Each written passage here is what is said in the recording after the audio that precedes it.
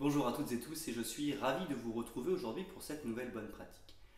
Aujourd'hui je voulais parler d'une peur qui est difficilement contrôlable mais une peur sur laquelle il faut faire attention, c'est la peur de perdre son poste.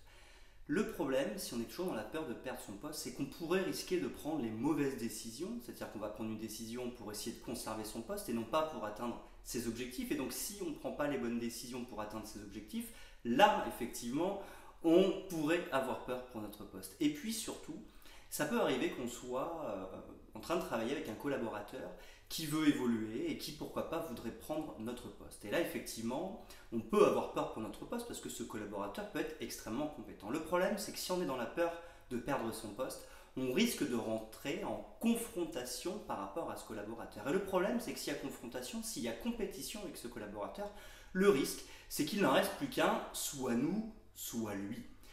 Alors que si on est dans une attitude de j'ai pas peur pour mon poste, je prends les bonnes décisions en fonction des objectifs, je prends les bonnes décisions pour développer les compétences de mon collaborateur, je suis en dehors de ce conflit-là. Et parce que je suis en dehors du conflit, finalement, il y a de la place pour deux, on n'est plus dans la confrontation et il ne pourrait en rester qu'un.